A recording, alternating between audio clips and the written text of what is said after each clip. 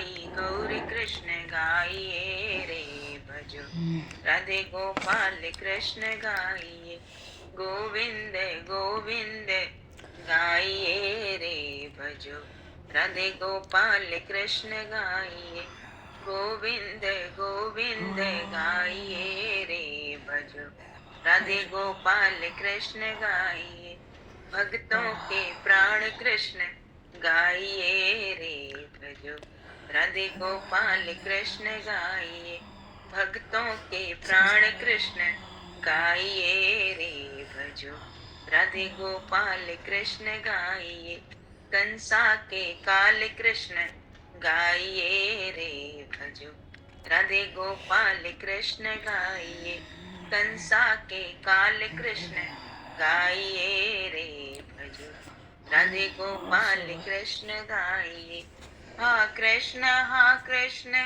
गाइए रे भजो राधे गोपाल कृष्ण गाइए निताई गौरी कृष्ण गाइए रे भजो राधे गोपाल कृष्ण गाइए निताई गौरी कृष्ण गाइए रे भजो राधे गोपाल कृष्ण गाइए। बोल श्री चैतन्य महाप्रभु की जय। श्री राधेवर कृष्ण चंद्र भगवान की जय। जय जय श्री सीताराम, जय जय श्री राम। हरि शरणम। बोलिए श्यावर रामचंद्र भगवान की जय। श्री राधेवर कृष्ण चंद्र भगवान की जय। श्री चैतन्य महाप्रभु की जय। श्री गौरी शंकर भगवान की जय। श्री बांके बहरलाल की जय। श्री वृंदावन प्रेमधाम की जय। श्री अयोध्याधाम की जय। सब संतन की जय, सब भक्तन की जय, समस्त वैष्णवन की जय, समस्त संप्रदाचार्यन की जय। श्री सद्गुरुदेव भगवान की जय। गंगा मैया की जय, जमुना मैया की जय, सरजू मैया की जय, गौ माता की जय, तुलसी माता की जय, पृथ्वी माता की जय, काशी महारानी की जय। जय जय श्री सीताराम, जय जय श्री राधे श्याम। नमः पार्वती पते, हर हर महादेव। अनंत कोटि ब्रह्मांड नायक, सर्वेश्वर, पूर्ण परात्पर ब्रह्म, असंख्य कल्याण गुणगणलय, भक्तवांक्षा कल्पतरु, शरणागतोत्सल भक्तवत्सल दीनबंधु दया सिंधु। भगवान श्री सीताराम जी महाराज की असीम कृपा करुणा से श्री हनुमान जी महाराज के परम पावन भावमयी सन्निधि में, महापुरुषों की भावमयी उपस्थिति में एवं आप सभी श्रद्धालु भक्त वैष्णवों की मंगल सन्निधि में मानव जीवन का सर्वोत्कृष्ट फल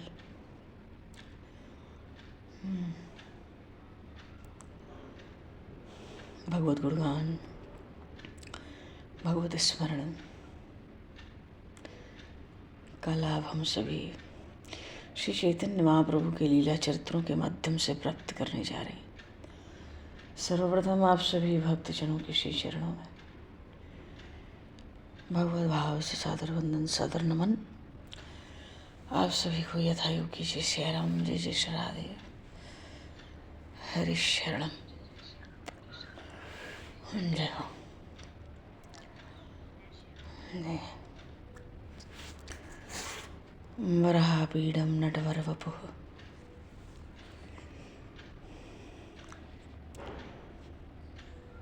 कर्णियों कर्णिकारं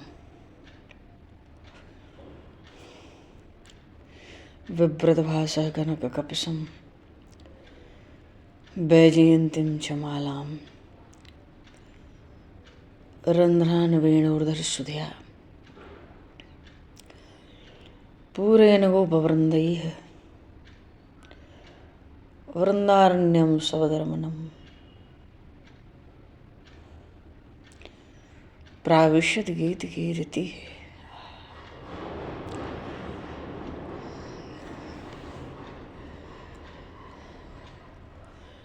बोले श्री नंदन श्याम सुंदर भगवान की जय।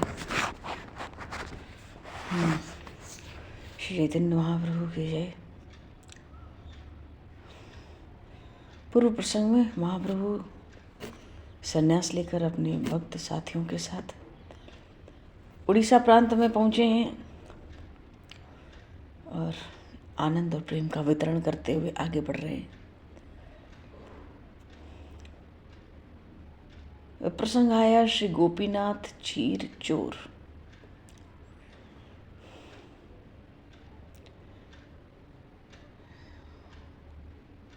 यस्मै दातुं चोर्येन भीर भाण्डम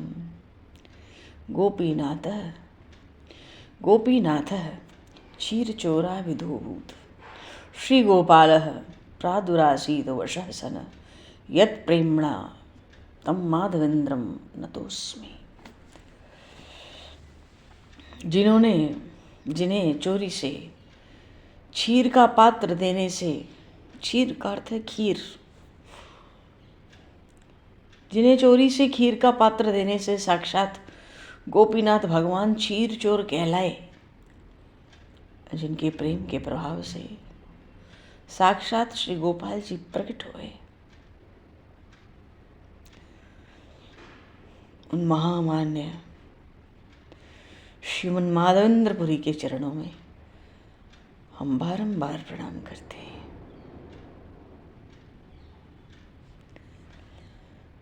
भक्तों के साथ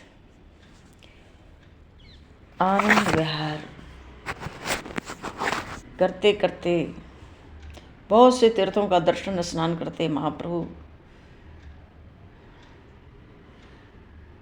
रेमुणाय तीर्थ में पहुंचे और वहां जाकर क्षीरचोर गोपीनाथ भगवान के मंदिर में जाके प्रभु ने भगवान के दर्शन किए।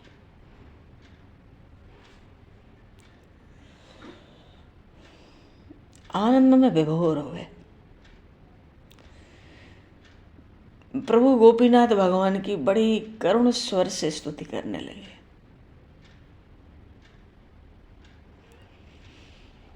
गोविंद गोविंद हरे मुरारे, गोविंद गोविंद मुकुंद कृष्ण, गोविंद गोविंद रतांग पाणे,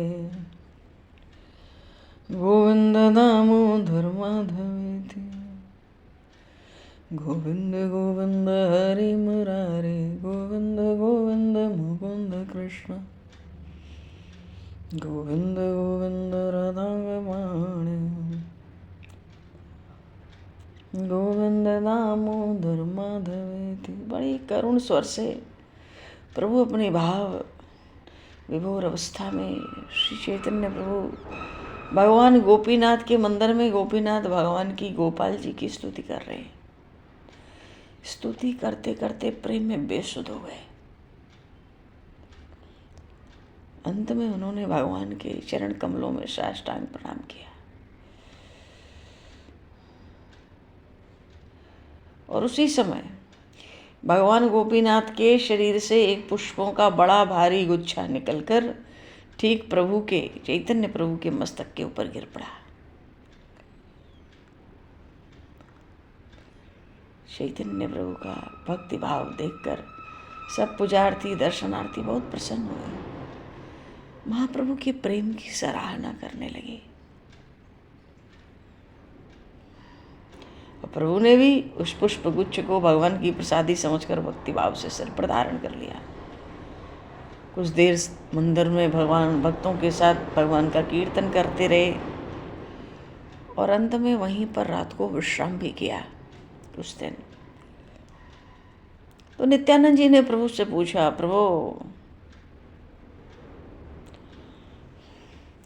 इन गोपीनाथ भगवान का नाम क्षीर चोर क्यों पड़ा? माखन चोर तो सुना था ब्रज में, यहाँ क्षीर चोर। प्रभु हंसते हैं, आपसे क्या छिपा है। आपके जो पूज्य गुरुदेव हैं और जो मेरे गुरु के भी गुरु हैं, श्री माधवेंद्रपुरी जी महाराज। महाप्रभु के तो परम गुरु हैं, गुरु के गुरु ईश्वरपुरी जी इनके गुरुदेव हैं महाप्रभु के, और ईश्वरपुरी जी महाराज इन्हीं माधवेंद्रपुरी के शिष्य हैं। पर नित्यानंद जी महाराज तो 20 वर्ष पहले संन्यास लिए हैं, 25 वर्ष पहले। उनके गुरुदेव तो माधवेंद्रपुरी महाराज ही हैं। इसलिए प्रभु कहते हैं आपसे क्या छिपा है, आपके गुरुदेव और मेरे गुरु के भी गुरु कोई तो है। उनके मुख से क्या आपने क्षीर चोर भगवान की कथा नहीं सुनी? अवश्य सुनी होगी।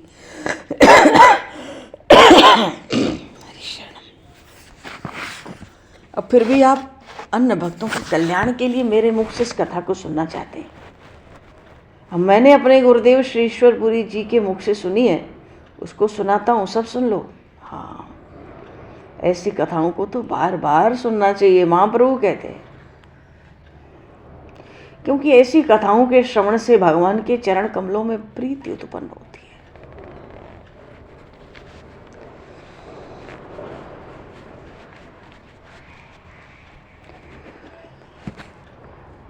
और भगवान की जो भक्त वत्सलता है, अरे बिना भक्तों के भी वत्सल हैं वो। भगवान की जो भक्त वत्सलता है उसके विषय में दृढ़ भावना होती है। भगवान अपने भक्तों की इच्छा पूर्ति के लिए कुछ भी कर सकते हैं। फिर ऐसी कथाओं के विषय में कभी ये नहीं कहना चाहिए अरे ये तो हमारी सुनी हुई कथा है।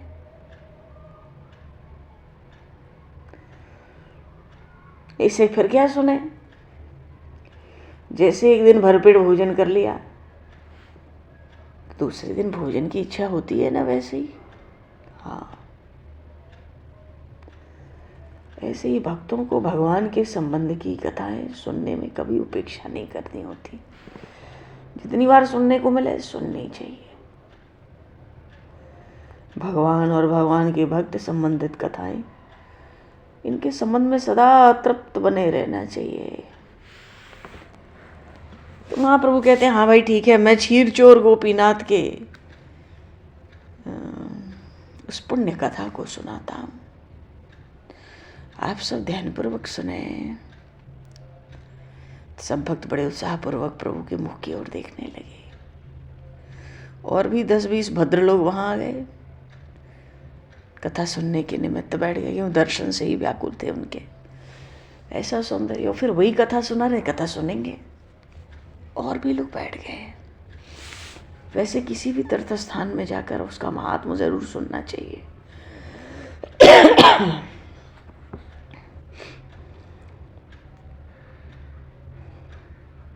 प्रभु ने बड़े मधुर स्वर से कहा, मेरे गुरु के भी गुरु बैकुंठवासी भगवान माधवेंद्रपुरी की श्री कृष्ण भक्ति अलौकिक थी। वो तो रात दिन श्री कृष्ण कीर्तन में ही लगे रहते थे, सोते जागते सदा भगवान का ही रूप का चिंतन करते थे।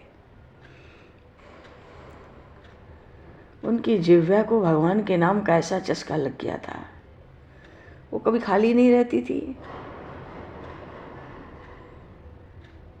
उनकी जिह्वा जगतपति भगवान के मंगलमय मधुर सुंदर नामों का ही बखान करती थी। उनकी इस उत्कट भक्ति के कारण ही भगवान को खीर की चोरी करनी पड़ी उनके लिए। बात यह थी कि ये जो महापुरुष है नित्यानंद प्रभु के गुरुदेव, और महाप्रभु के गुरु के भी गुरु है माधवेंद्रपुरी जी, अब इनका शरीर नहीं है, महाप्रभु कथा सुनाते। एक बार ब्रज की यात्रा करते करते गिरिराज गोवर्धन के पास पहुंचे।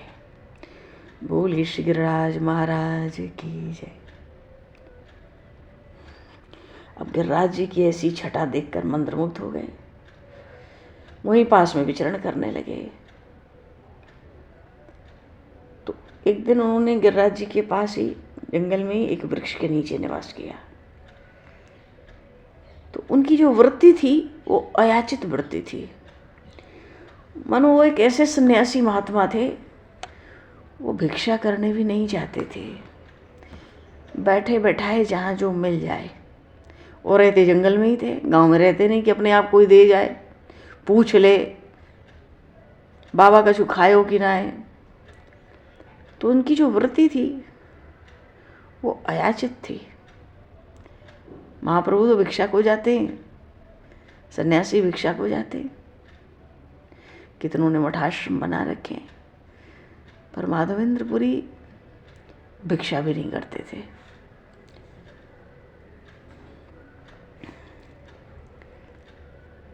भोजन के लिए किसी से याचना नहीं करते थे।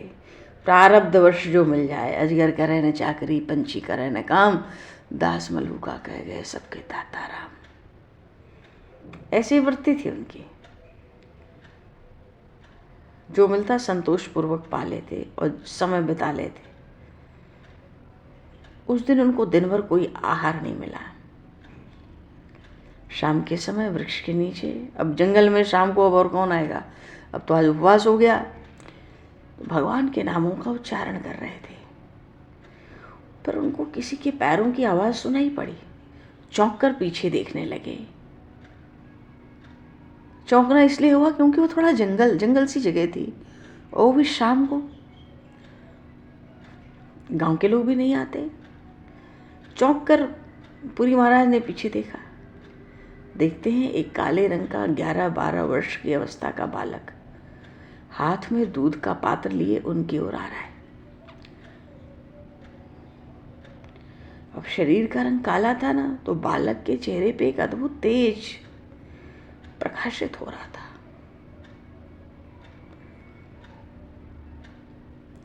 उसके सभी अंग बड़े सुडौल, सुंदर, चित्ताकर्षक थे। बहुत आकर्षित कर रहा था। काला था तो क्या। बड़े कोमल स्वर में हंसते हुए कहा, महात्मा जी अजीब भूखे क्यों बैठे हो, लो इस दूध को पी लो। श्री माधवेंद्रपुरी महाराज ने कहा, तुम कौन हो और तुम्हें इस बात का कैसे पता चला कि मैं यहाँ जंगल में बैठा हूँ? बालक ने हंसते हुए कहा, अरे महात्मा जी मैं तो जाति का ग्वाला हूँ। मेरा घर इसी झाड़ी के पास गांव में है। मेरी माता अभी जल भरने यहाँ आई थी, उसी ने आपको यहाँ बैठे देखा था। घर जाकर उसी ने मुझसे दूध दे आने के लिए कह दिया। मैं जल्दी से गऊ का दूध दूह कर आपके लिए दूध ले आया हूँ। हमारे गांव का, हमारे यहाँ का ये नियम है। क्यों? अरे पुरी जी तो गिरिराज जी में थे ना। किसके आश्रय में है? गिरिराज धरण के।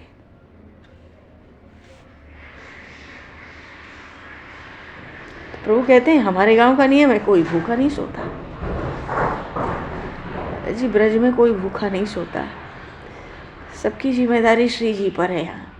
क्यों? ब्रज उनका है।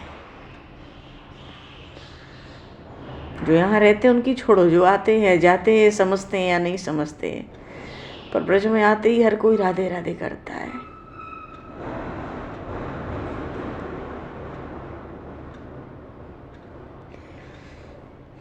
बस राधे राधे होती है। अच्छा, तो बालक क्या कह रहा था? हाँ, मेरे गांव का नियम है, यहाँ कोई भूखा नहीं सोता।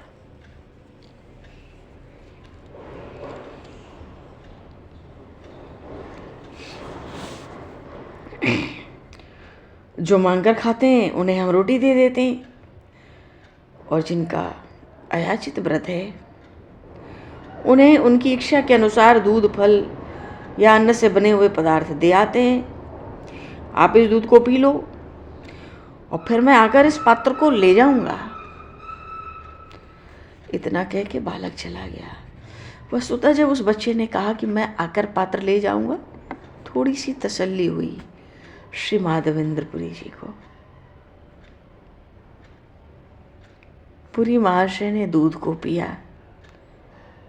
इतना स्वादिष्ट दूध तो जीवन में कभी नहीं पिया था। देखो, अयाचित वृत्ति है, कभी मांगते नहीं है, जंगल में रहते हैं। आज गिरिराज की तलहटी में आए हैं काले बालक ने दूध दिया, पी लिया। इसलिए भी पी लिया समय से, क्यों ज़्यादा अंधेरा हो जाएगा, रात हो जाएगी। बालक ने कहा है वो दूध का पात्र ले जाएगा। इतना स्वादिष्ट दूध कभी नहीं पाया। मन में बहुत प्रसन्न हुए, प्रसन्न होते जा रहे हैं, दूध पीते जा रहे हैं, पर हृदय में वो सांवला ग्वाला, उस लड़के की सूरत मानो गड़ सी गई थी। बार बार उसका चिंतन करने लगे। दूध पी लिया, जो पात्र था उसको पृथ्वी पर रख दिया। उस ग्वाले की प्रतीक्षा में बैठे हैं, बालक आएगा पात्र ले जाएगा कह के गया है। आधी रात बैठे बैठे बीत गई, पर वो ग्वाले का बच्चा लौटा नहीं। अब तो पूरी महाराज की उत्सुकता उस लड़के को देखने की इतनी बढ़ने लगी। उसी में कुछ तंद्रा सी आ गई, मानो कुछ झपकी सी लग गई। और जब झपकी लगी तो वो बालक सामने खड़ा हुआ दिखाई देने लगा। हंसते हंसते कहता है, पुरी, मैं बहुत दिन से तुम्हारे आने की प्रतीक्षा कर रहा था। तुम आ गए, ये अच्छा ही हुआ। बालक बन के आया था तो महात्मा जी कह के बात करता था। स्वप्न में, हल्की नींद के स्वप्न में आया तो पूरी ग्वाले के लड़के के वेश में मैं ही तुम्हें दूध दे गया था। अब तुम फिर से मेरी यहाँ प्रतीक्षा करो। मैं यहाँ इस पास की झाड़ी के नीचे दबा हुआ हूँ। पहले मेरा यहाँ मंदिर था। मेरा पुजारी मुसलमानों के भय से मुझे इस झाड़ी के नीचे गाड़ कर अपनी जान बचाकर भाग गया था। तब से ही मैं इस झाड़ खंड में दबा हुआ पड़ा हूँ। अब तुम मुझे यहाँ से निकाल कर मेरी विधिवत पूजा करो। देखो, मेरा नाम श्री गोपाल है। मैंने ही इस गोवर्धन को धारण किया था। तुम इसी नाम से मेरी प्रतिष्ठा कर देना।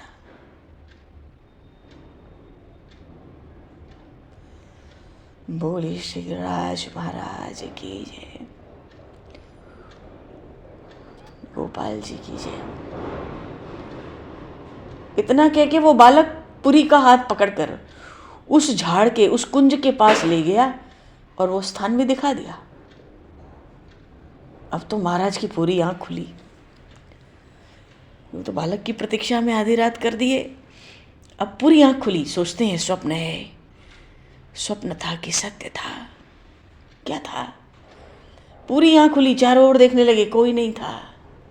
सुबह गांव के लोगों को बुलाकर सब बात सुनाकर गोपाल जी के बताए हुए स्थान को खुदवाया और वहां से फिर एक बहुत ही सुंदर श्याम वर्ण की सुंदर सी, मन को हरने वाली, मोहने वाली मूर्ति निकली। बोलिए श्री बाल कृष्ण लाल की जय। पुरी ने उसी समय ग्रामवासियों से एक छप्पर छवाया, उसमें एक ऊंचा आसन बनवाया, उसके ऊपर श्री गोपाल जी की मूर्ति स्थापित कर दी।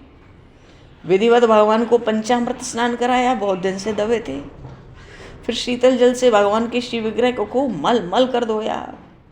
सुगंधित चंदन घिसकर संपूर्ण शरीर में लेपन किया। धूप दीप नैवेद्य, वन में और जो फल फूल मिले, यथाविधि पूजा की।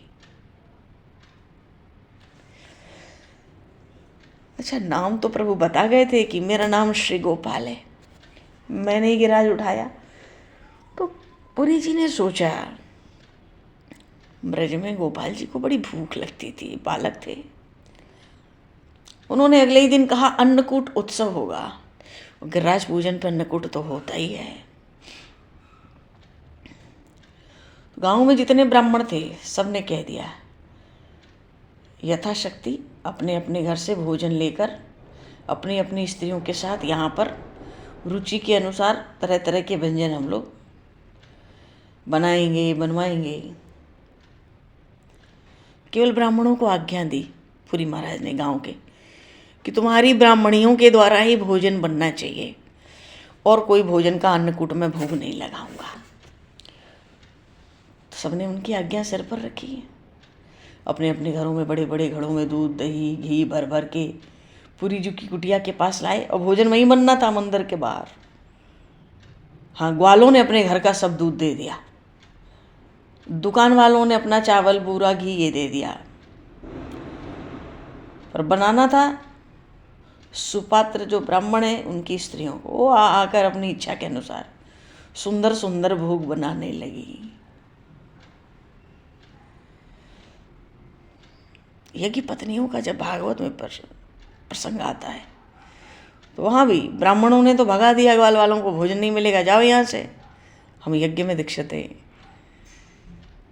तो मथुरा के चतुर्वेदी ब्राह्मण थे सब। आज भी चतुर्वेदी बड़े प्रसिद्ध ने, अब क्या बोला जाए वो सब किस लिए प्रसिद्ध है। तो भगवान ने पीछे अपने सखाओं को भेजा था, नहीं नहीं तुम लोग वहीं जाओ। वो तो ब्राह्मण लोग तो दाऊ जी के शिष्य हैं, क्यों सब घोटते हैं नियम से। प्रभु ने अपने सखाओं से मधुमंगल आदि से कहा, वो सब दाऊ जी के चेला थे, उनकी जो ब्राह्मणियां हैं ना घर में वो हमारी हैं, उनके जनाने में हमारी खास पहचान है, वहां तुम मेरा नाम ले लेना।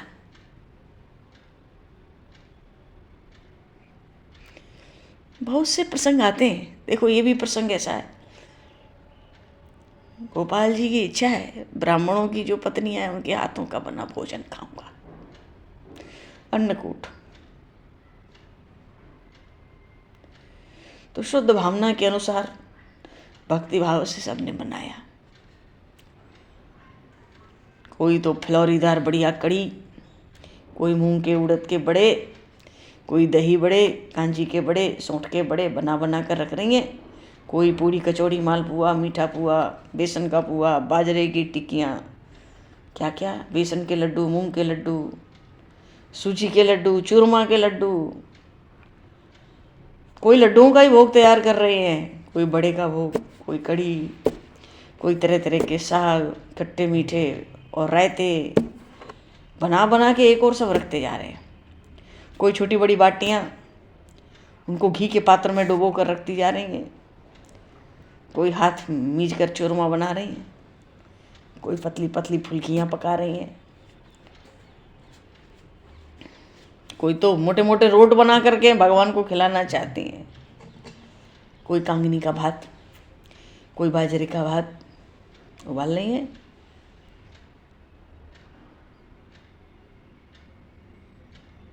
कोई कुछ छौंक रही हैं, कोई चनों को फुलाकर उनको घी में तल रही हैं। अमचूर, पुदीना, मेवा, इमली, तरह तरह की चटनी बन रही हैं। पत्थर पीस पीस कर पत्थर की कटोरियों में रखती जा रही हैं। कोई मखाने, चावल और तरह तरह की खीर, अजी कोई दूध का खोआ। अब ये तो अन्नकूट है ना, कुछ बचेगा थोड़े ही। अभी तो भैया कोई मन से पाने मत लगना, अभी तो भोग लगेगा श्री गोपाल जी को। अन्नकूट हो रहा है उनका, पेड़ा, बर्फी, खोए के लड्डू, गुलाब जामुन सब बन रहे हैं, फलाहारी मिठाइयाँ, दूध की रबड़ी, कोई खुरचन तैयार कर रही हैं। सब करते करते जितने तैयार हो जाते हैं उनको एक और रख दिया जाता है। कोई मट्ठा की मेहरी भगवान को भोग लगाना चाहता है। वही जो ब्राह्मण जैसी योग्यता है जिनकी, उनके घर की स्त्रियाँ वैसा वैसा भोग बनाती हैं।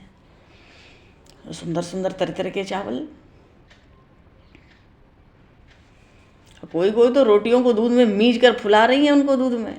कोई लपसी बना रही हैं, हलवा, मोहन भोग। आहा, वाह रे प्रभु।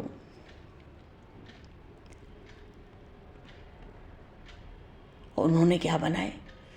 श्री गोपाल जी ने स्वयं उनके हृदय में प्रेरणा करके बनवाए उनसे। नहीं तो भला गांव की रहने वाली ये गंवारी स्त्रियां ऐसे पदार्थों को बनाना क्या जाने। भगवान तो सर्वसमर्थ हैं, जिसके हाथ से जो भी चाहें करा सकते हैं। सब तैयार हुआ, पुरी महाराज ने भगवान का भोग लगाया। आओ गोपाल करुणा सागर दीन दयाल, आओ गोपाल आओ गोपाल, करुणा सागर दीन दयाल, करुणा सागर दीन दयाल, आओ गोपाल, करुणा सागर दीन दयाल। भोग लगाने के लिए प्रभु को बुला रहे, तरह तरह से अनुनय विनय, प्रभु आओ भोगारोगो, प्रभु आओ और भोग भोगो। क्यों? पता नहीं कितने दिन से आप भूखे हो। और देखते ही देखते सब पदार्थों को चट्ट कर गए गोपाल जी। ऐसे गिरिराज जी को भोग लग रहा था, टोकरी की टोकरी मुंह में चली जा रही है, कुछ बचने वाला नहीं था। पूरी महाशय को बड़ा आश्चर्य हुआ, ये तो सब चट हो गया। तब भगवान ने हंसकर अपने हाथों से उन पात्रों को छू दिया। भगवान के स्पर्श मात्र से सब पदार्थ फिर से ज्यों का त्यों हो गए। पूरी महाराज बहुत प्रसन्न हुए। अरे गांववासियों को क्या जवाब देते? कैसा भूखा भगवान है भाई, कब का सब खा गया, प्रसाद के नाम पे कुछ नहीं। बड़े प्रसन्न हुए पूरी महाशय, भर तो दिया आपने स्पर्श करके। सब ब्रजवासियों को बटा प्रसाद, बालक हो, वृद्ध हो, स्त्री हो, पुरुष हो।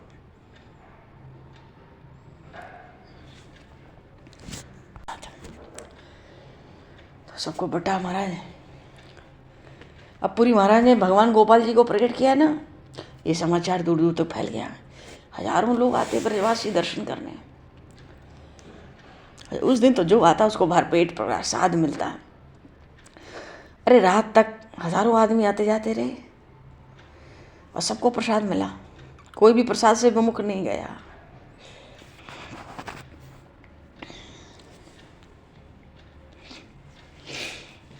भगवान से हृदय में बात आ जाए तो भगवान गोपीनाथ, उनके उस दिन अन्नकूट का बहुत बड़ा उत्सव रहा।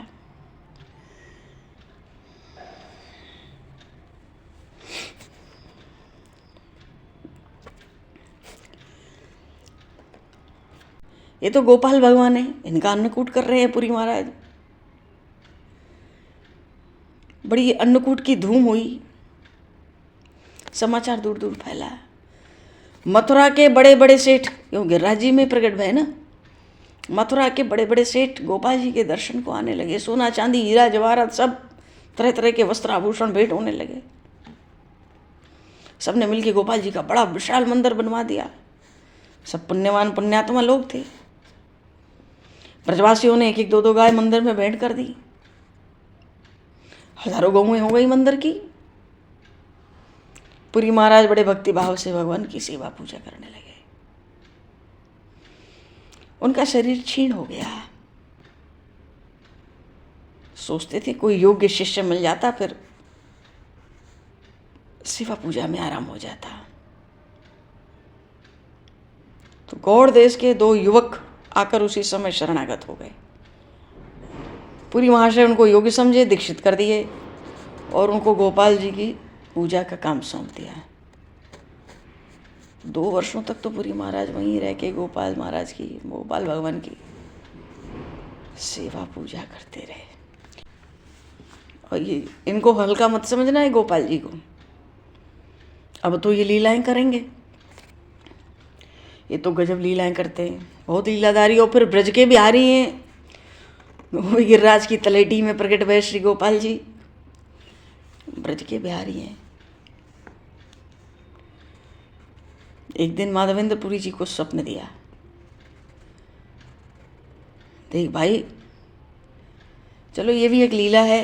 अब ये प्रसंग आगे के प्रसंग में है ना, ये भी एक पूरी लीला है, बड़ी सुंदर लीला है। कितने गोपाल जी नटखट और खिलाड़ी हैं, आज भी हैं। इन लीलाओं से पता चलता है कि आज भी हैं, आज भी भक्तों को छकाते हैं और प्रेम से लाड़ भी लड़ा लेते हैं। प्रभु द्वापर में जैसे नटखट थे, आज भी ऐसे ही नटखट हैं। ये गोपाल जी की ऐसी नटखट लीलाएं हैं। एक तो कहाँ वृद्ध हो गए थे, माधवेंद्रपुरी सेवा में 2 ले आए और कहाँ ये उन्हीं को नचाने लगे। बातें बहुत हैं प्रभु पे, प्रभु से कोई बात नहीं कर सकता। हाँ,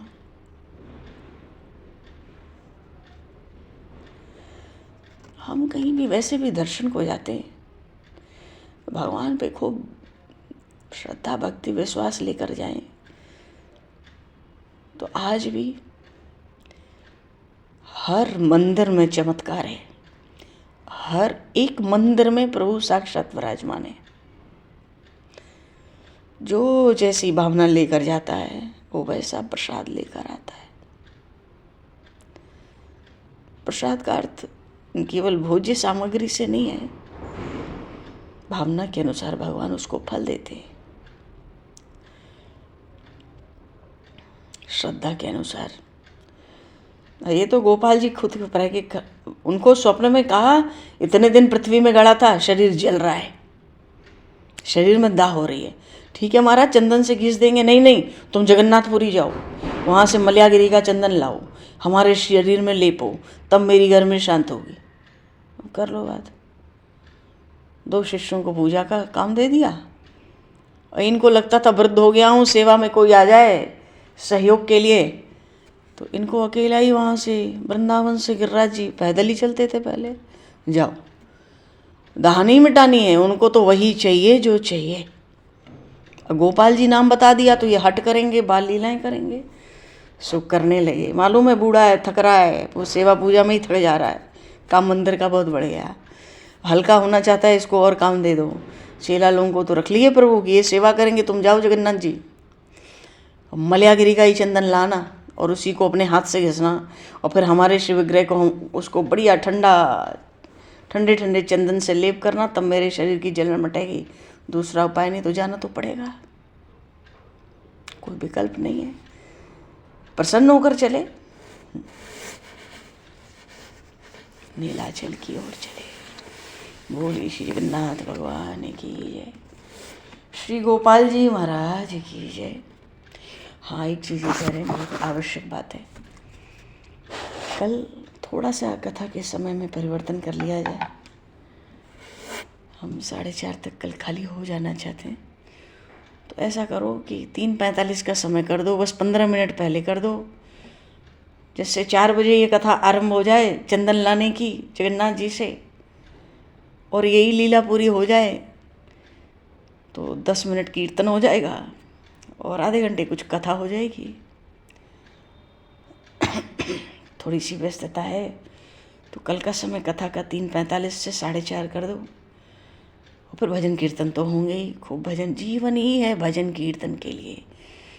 कीर्तन के समय कीर्तन भजन नहीं करना, दिन रात कीर्तन भजन बोलते रहना है, प्रभु का ध्यान करते रहना है, चरणों का चिंतन करते रहना है। और जो भगवान का नाम नहीं लेंगे, ध्यान के साथ चरणों का चिंतन कर करके नाम नहीं लेंगे, तो भावसिंधु से हमें बचाने वाला कोई नहीं है। कथा सत्संग का यही सार है, अपने आप को भगवान को बेच देना, समर्पित कर देना, प्रपंच में नहीं रहना।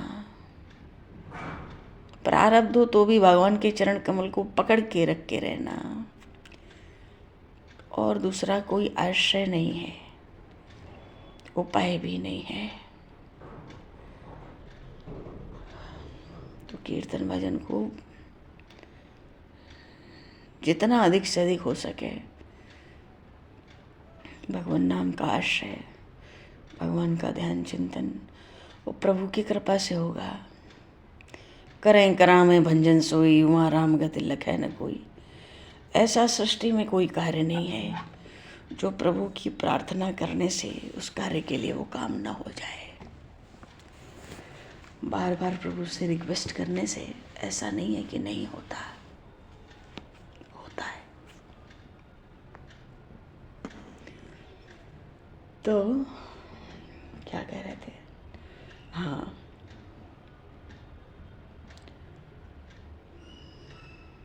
क्या कह रहे थे? कल कथा का समय 3:45 से 4:30 कर दो, उसके बाद भजन बोलना। तो भगवान बोले श्री चैतन्य महाप्रभु की जय, श्यावर रामचंद्र भगवान की जय, श्री राधेवर कृष्णचंद्र भगवान की जय, श्री गौरी शंकर भगवान की जय, श्री हनुमान जी महाराज की जय। कल यही लीला हम लोग पूरी कर लेंगे, श्री गोपाल जी की गोवर्धन लीला। चंदन आएगा जगन्नाथ जी से घिसेंगे माधवेंद्रपुरी, तो देखो कैसी अद्भुत लीला है। अन्नकूट तो करा ही लिया उन्होंने आज अपना। सब संतन की जय, सब भक्तन की जय, सदगुरुदेव भगवान की जय। जय हो प्रभु। हाँ, समय को दृष्टिगत करते हुए आज यहीं पर वाणी को विराम। वाक्य पुष्पांजलि प्रभु के श्री चरणों में सादर समर्पित। आप सभी को भी यथायोग्य जय सिया राम। कल के लिए कथा का समय 3:45 से 4:30 कर देना प्रभु। जय सीताराम, जय श्री राधे, हरि श्री राम। जय श्री राम, जय जय श्री राम।